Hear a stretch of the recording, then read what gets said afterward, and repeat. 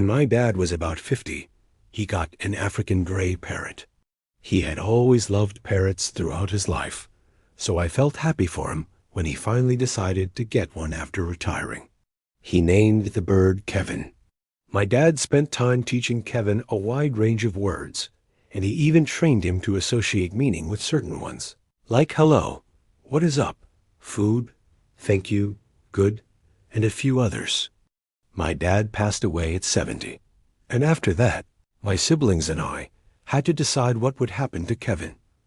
My brother and sister did not want the responsibility of taking him in, and their spouses were against it as well, but I could not stand the thought of giving him away to a stranger. Kevin was, and still is, one of my last connections to my dad. In a way, he had been my dad's closest companion, so I chose to bring him into my home. I placed his cage in the den. My house does not have a basement, so the den is the lowest level. Kevin can be somewhat noisy. He talks a lot during certain parts of the day, usually earlier on, but as the evening comes and night sets in, he tends to quiet down. When he gets too loud, I put a blanket over his cage, and that usually settles him. At night, I watch television in the den to keep him company, and around 10, I head upstairs to my room so he can sleep. That is basically the background on Kevin. I had been caring for him for 2 years by then, so I knew his behavior well and could tell when something was off. One night in December, around 11 p.m., Kevin started making noise while I was trying to sleep. I keep my bedroom door open since I live alone and want to hear anything unusual in the house. Hearing him squawking that late at night was definitely unusual, and it was clear something was bothering him. I went down to the den to check on him. He was wide awake, standing on the lower perch in his cage. He looked at me and kept saying things like, hello, what is up, and his own name. At the same time, he was bobbing his head and moving his body as if he were dancing. I tried offering him food, but he did not eat, so I covered his cage with the blanket, hoping he would calm down. I was standing in the kitchen when I paused, because he was still making noise, and I had the feeling he would not stop. I had work the next day and could not afford to lose sleep over this. I did not know what else to do. I went back downstairs and uncovered him. He was still doing the same head bobbing and body movements, along with his agitated sounds. It was only then that I thought I heard something coming from the pantry closet, a few feet from his cage. I walked over and hovered my hand near the light switch outside the pantry door. The door had a large glass panel, so when I turned the light on, I could see the outline of a person inside. My fight or flight instinct kicked in, and I chose to fight. I opened the door while shouting, trying to build up adrenaline, grabbed the man inside, and threw him to the floor. He tried to resist, but I managed to overpower him and held him down in what I can best describe as a chokehold. He looked like a man in his 50s, unkempt and clearly homeless, with a strong odor to match. I shouted at him, asking who he was and why he was in my house. He tried to grab my face, possibly to go for my eyes, but I kept control and continued restraining him while striking him. Throughout all of this, Kevin was going wild in his cage.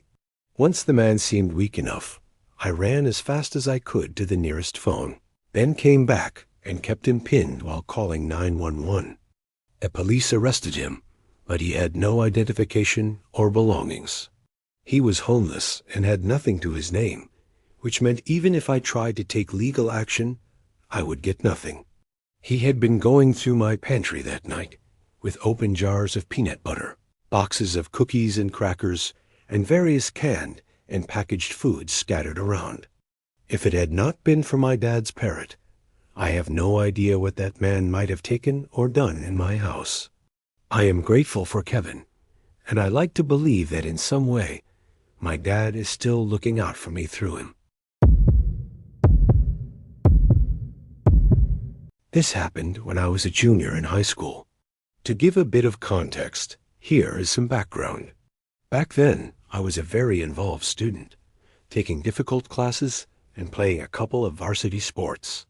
Because of all that, I was constantly busy and rarely had time to myself, and part of me appreciated that. It helped me avoid thinking too much about things at home. My parents had recently split up, and my older brother had just left for college. It was only me and my younger brother at that point. He was also a swimmer and a bright kid in his own way.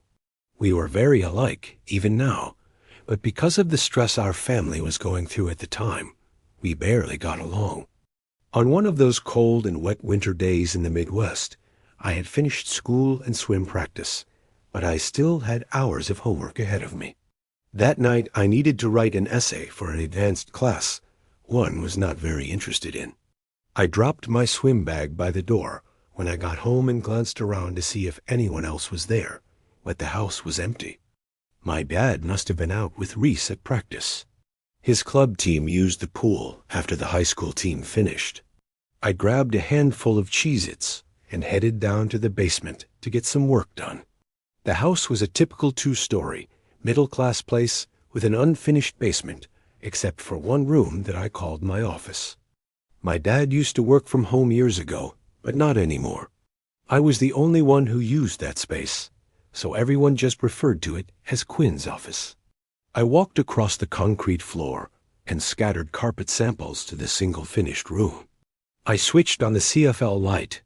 It felt like any other evening after practice. I still had several hours of work ahead of me. I turned on the computer and started typing. I worked for what felt like an hour, trying to put into words what the idea of hedonism and the picture of Dorian Gray meant to me, or at least sound convincing enough. Then, out of the darkness, I heard my younger brother call out, "Quinny, Quinny, come up." Without thinking, I called back, "Reese, I am working. What do you need?"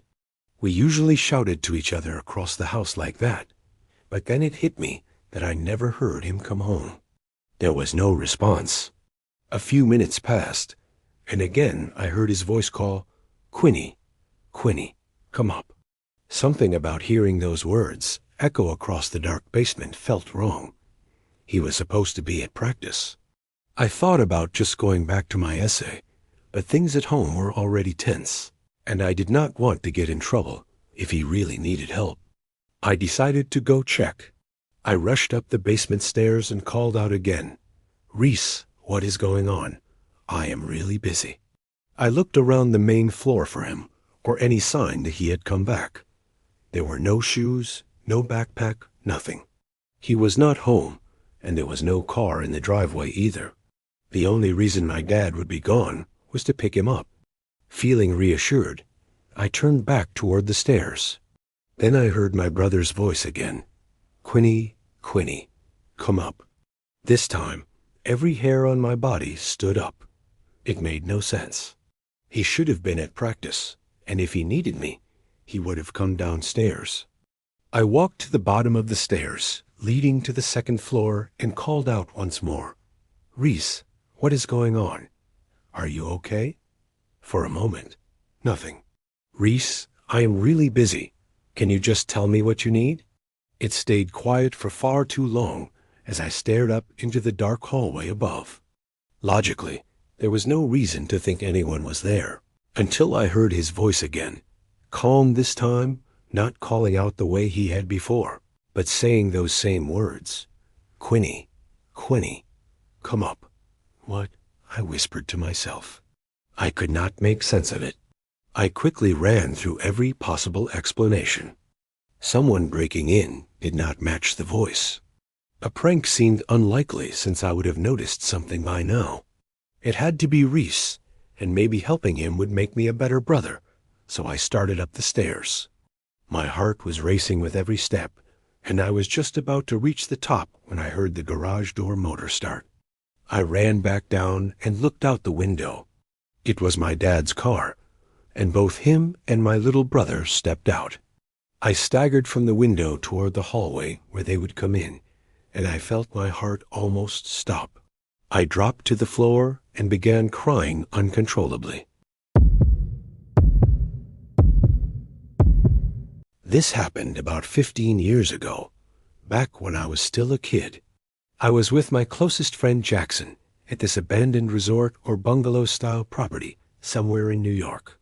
It sat just off a main road, down a private dirt driveway, and the land itself was pretty big. There were a bunch of old buildings scattered around, at least 10 small cabins, a larger main building. We had stumbled upon it by accident one day while walking along Route 209, but we did not explore it then. We came back another evening instead. By the time we returned, the sun had already started to set. The sky was dimming fast, and darkness was creeping in, but we figured it was safer to come at night so we would not get caught for trespassing. We brought walkie-talkies and flashlights so we could stay in contact if we split up. At first, we explored the cabins together. Most of them were nearly identical and fairly small. Each one had 1 or 2 beds, a tiny kitchen, and a bathroom. Some also had a little living room space. After checking a few of them, I went off on my own since Jackson was moving a bit slower. I tried getting into the larger building that looked like an office or main hall, but every door was locked. I used my walkie-talkie to tell Jackson that the building was sealed up, but he did not respond. I wondered if we were too far apart for the signal to reach. A couple of minutes later, I made my way to one of the restroom buildings. It was probably around 400 square feet. There were no doors at all, which felt strange. Just 2 open entrances, one labeled for men and the other for women. The signs were faded and barely readable. Then I noticed something odd on the floor. There were red marks across the old concrete. I cannot say for sure they were blood, but I also could not figure out what else they could have been. The inside of that bathroom, especially around the corner, was completely dark, and for the first time that night, I hesitated to go in. I tried using the walkie-talkie again and asked, "Where are you?"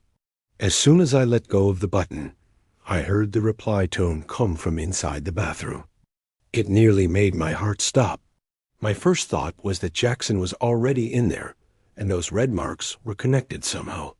I called his name, and my voice echoed through the empty space. I was just about to step inside, thinking he might be messing with me, when I suddenly heard his voice from behind me, out in the darkness. He sounded like he was getting closer. I could not see him, but he must have spotted my flashlight, so I shouted back that I had found his walkie-talkie. I started to move into the bathroom again, but then he yelled, "Do not go in there." I was never inside. That was enough for me. I turned around immediately and backed away. To be sure, I quickly pressed and released the talk button on my walkie. The response beep echoed once more from inside that pitch-black women's room.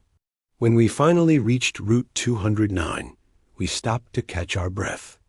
That is when he told me what had happened to him.